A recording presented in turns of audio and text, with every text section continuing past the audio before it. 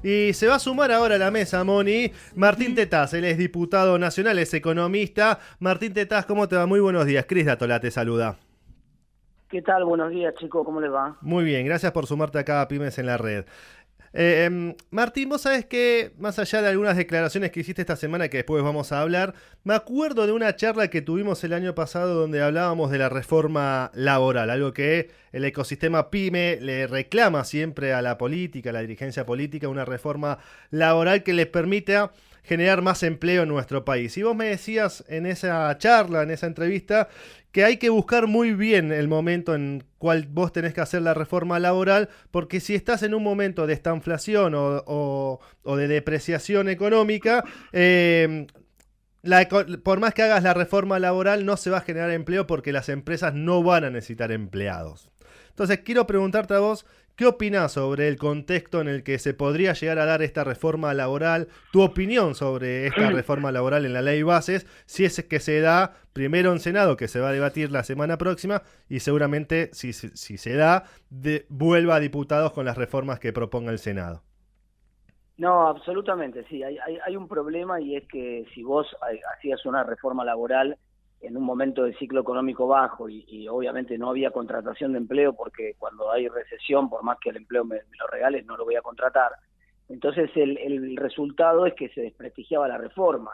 La gente te iba a decir, viste, al final no valía la pena hacer la reforma, revirtámosla, volvamos al esquema anterior. Y entonces cuando la economía justo pega la vuelta y se recupera porque está en el ciclo expansivo, vos volvés a las instituciones malas para la creación de empleo, pero igual hay creación de empleo por la expansión del ciclo económico, y entonces la conclusión termina siendo que las peores instituciones son las que tiene que tener el mercado de trabajo. Uh-huh. Eso es tremendo, o sea, genera un sesgo brutal en las instituciones, en las reglas del mercado de trabajo. Entonces, por eso planteaba yo que por ahí, para Alberto Fernández, en mediados de su mandato, no tenía sentido hacer una reforma laboral, porque igual no iba a tener ningún efecto en la actividad.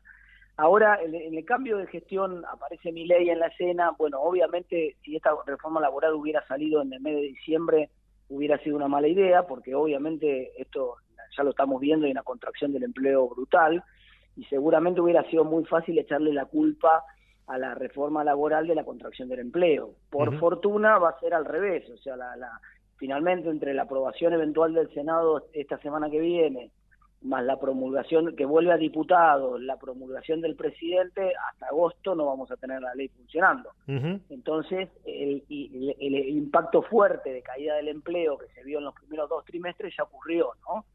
No va a poder ser atribuido a la ley nueva. Uh-huh.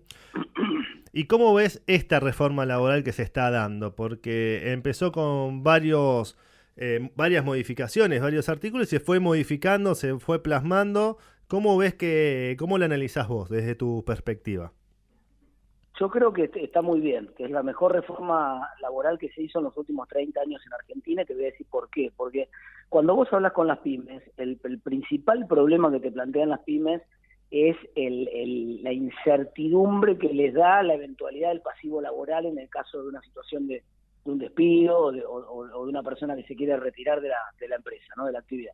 Uh-huh. Y eso esencialmente tenía que ver con el esquema perverso de las multas.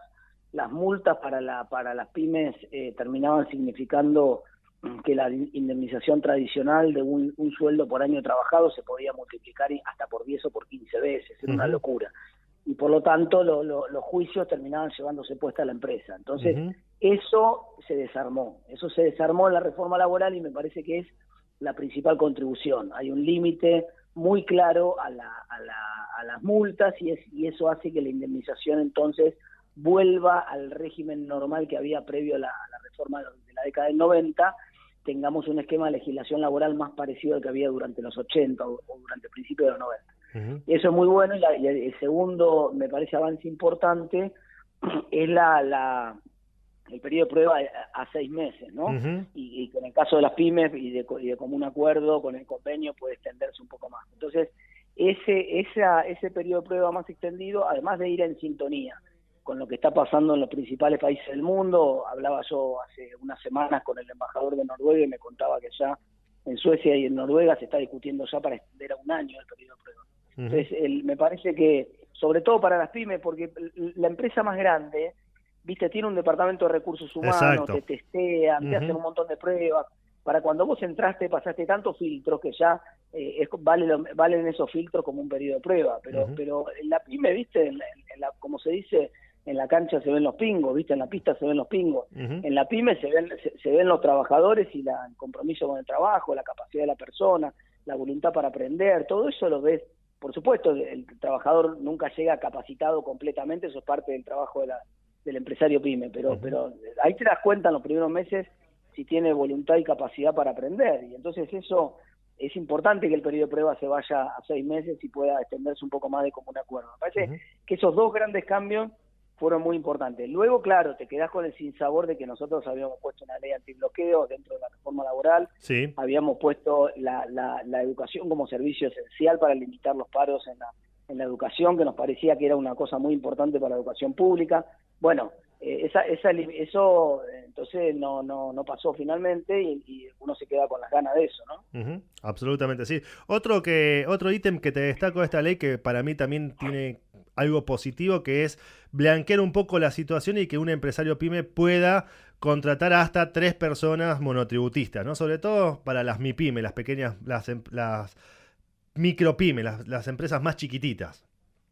Sí, pero déjame aclararte bien eso, porque ha generado muchas dudas. Dale. Primero, nosotros habíamos empezado en diputados con el esquema de 5 colaboradores. Exacto. Ahora pasa al esquema de 3 colaboradores, ¿no? Es muy importante entender la figura del colaborador, y que ahora me parece que en el texto del Senado quedó más claro todavía. La figura del colaborador, para que no se la confundan con la figura de la persona que está en relación de dependencia. Claro. Si vos tipificás la dependencia de la persona de vos en el sentido de que yo le doy órdenes y la persona está obligada a cumplir las órdenes y a cumplir los horarios que yo le pongo, y no puede trabajar en otro lugar, y lo tengo 8 horas trabajando en mi empresa, eso no es colaborador. Exacto. Eso es dependencia. Entonces, no pensemos que ahora la pyme va a poder convertir a todos sus trabajadores en relación de dependencia en colaboradores, porque eso no es así. Esto es simplemente porque muchos emprendimientos, yo ponía un ejemplo muy pavo el otro día en un canal, pero que me parece que es claro. Yo tengo una cancha de fútbol que alquilo todos los fines de semana, y por ahí tengo un pibe que viene a cortar el pasto 4 veces por semana, pero corta en mi cancha, y va a cortar la cancha al lado, y después se va a cortar a otro lugar, y después no depende de mí, ¿entendés? Entonces, absolutamente. No tiene sentido que yo no tenga relación de dependencia. Sí, no, aparte viene a blanquear un poco la situación de algo que se viene sucediendo en el ecosistema pyme, y permite también a algo que está dentro de la informalidad meterlo, incluirlo a la formalidad. Por eso también lo celebro. Absolutamente.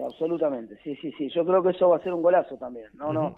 A mí me parece que está el texto que se consiguió, amén de que siempre uno quiere ir por más, me parece que es muy bueno. Bien, te hago una consulta que tiene que ver también con lo laboral, sobre un tuit que hiciste esta semana que pasó sobre el aguinaldo. Dijiste que el aguinaldo es una estafa y proponías que ojalá los salarios pudieran aumentarse por ley y los demás precios de la economía bajarse por decreto.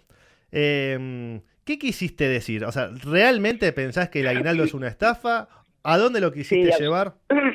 Absolutamente, porque el peronismo siempre lo presenta como una conquista de los trabajadores, que ahora gracias a ellos cobran un poco más porque cobran 13 sueldos en vez de cobrar 12.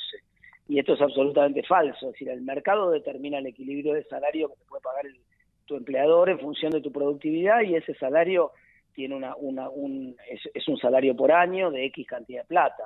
Que vos después lo dividas en 12 cuotas, o lo dividas en 13 cuotas, o como en Venezuela, por ejemplo, hay 3 aguinaldos, entonces vos podés cobrar 15 cuotas al año.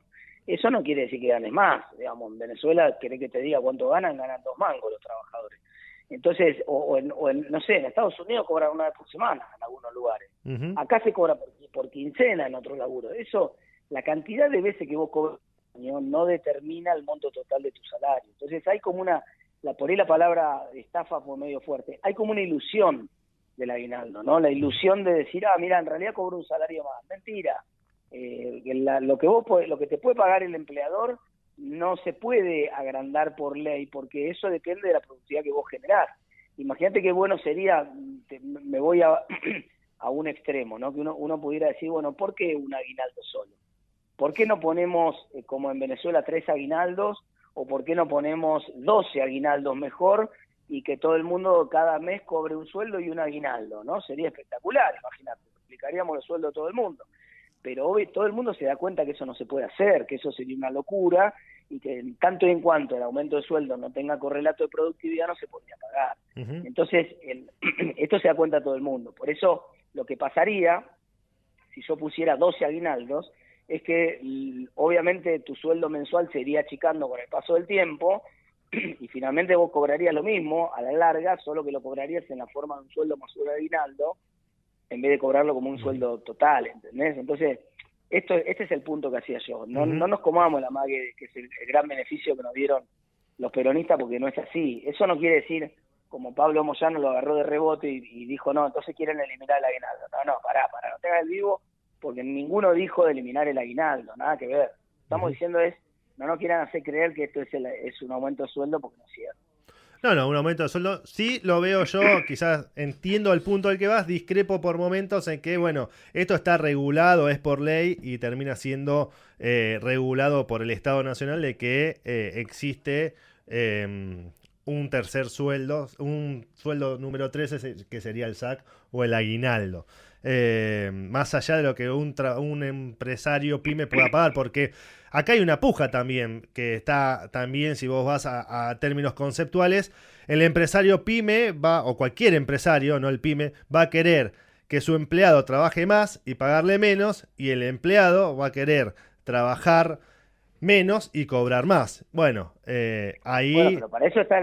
No, está bien, yo te lo tomo, pero eso sería válido si hubiera una sola empresa en el mercado. Cuando vos tenés tantas empresas en el mercado y tantos productos, el propio mercado va generando la competencia. Si yo, no sé, te contrato en mi kiosco para que vendas productos y te pago 500.000 pesos y vos ¿cuánto vas a tardar en ponerte de amigo con el kiosquero con el que está en la mitad de cuadra al lado del mío? Nada. Te vas a poner de acuerdo, te vas a amigar en la primera semana, se van a conocer. El pibe lo primero que le va a preguntar es, che, ¿cuánto te pagan a vos? Y a mí me pagan 700. Uy, hijo de puta, me están cagando. Entonces va a venir el pibe, me va a venir a ver a mí y me va a decir, che, escúchame, el pibe que labura a mitad de cuadra le pagan 700, vos me estás pagando 500 a mí. Entonces, eso va equilibrando los salarios, ¿no? Y va generando el salario competitivo. Si yo mañana digo que quisiera poner un salario más, o menos, pues como te dije en el ejemplo de recién, quisiera poner, por ejemplo, un sueldo 14 o un sueldo 15, 2 aguinaldos más como en Venezuela, no es que la gente de golpe, ninguna pyme va a pagar 20% más por año. No va a pasar eso porque se funde. Lo que va a terminar pasando es que la pyme va a ir ajustando el salario a la baja paulatinamente, y cuando hablemos dentro de 10 años, vos vas a ver que el tipo está ganando lo mismo que antes, solo que lo gana en la forma de 12 sueldos más chiquitos por mes, más los 3 aguinaldos que le estás agregando. Martín, la última, así ya te libero, que tiene que ver cómo ves que va a suceder ahora con la ley bases en el Senado de la Nación. ¿Cómo pensás que va a salir favorable y vuelve a diputados o lo terminan debatiendo el año que viene? No, el dictamen ya tiene modificaciones, así que ya por más que es seguro que cuando salga va a volver a diputados. Eso ya está descartado porque va a ocurrir seguro porque el dictamen de la mayoría ya tiene modificaciones respecto de la versión que aprobamos en diputados. Así que con seguridad va a volver a diputados. Ahora, todavía no sabemos, yo creo, estoy casi seguro por los datos que tengo, que está el número para aprobar en general la ley. Lo que no tengo claro es el número para aprobar en particular cada capítulo. Entonces, hay algunos capítulos que son complejos. El capítulo de ganancias es complejo, de hecho metieron una de las principales modificaciones del dictamen, está en ganancias, porque las provincias del sur pidieron esa deducción especial de 22% más. Entonces, hay algunos cambios en ganancias. La pregunta del millón que se hace entonces, ¿alcanza con estos cambios para torcer los votos del sur y asegurarse de que el artículo de ganancias pasa? Lo mismo con el RIGI. Han hecho algunas modificaciones y han permitido que no estaba en la letra original y que es algo que no... Así ya no me gustaba el RIGI, menos me gusta con los cambios que le están haciendo, porque han permitido que ahora haya políticas de compra local en cada una de las provincias, y eso es un problema. Entonces, pero bueno, eso probablemente facilite la aprobación en el Senado, ¿no? Entonces uno dice, bueno, capaz que con esos cambios en el Senado pasa más, pero ahí está, ¿no? El RIGI, el impuesto a la ganancia, son dos escollos que en la votación particular no estoy seguro cómo van a salir. Bien. ¿Y aerolíneas argentinas? No creo que haya problema con las privatizaciones. Todo el mundo está de acuerdo en líneas generales, ya que las empresas, hay que privatizar un montón de empresas en Argentina. Uno podía tener alguna, que de hecho nosotros lo planteamos en la discusión de diputados y fuimos cambiando el texto para excluir al Banco Nación, para excluir a YPF. Había algunos casos que son claros que puede haber resistencia. Pero no veo por qué YPF, por qué Aerolíneas Argentinas sería un problema. Bueno, pensé que estaba en el debate porque no la querían privatizar. Bueno, sí, hay algunos que no quieren privatizar nada, qué sé yo.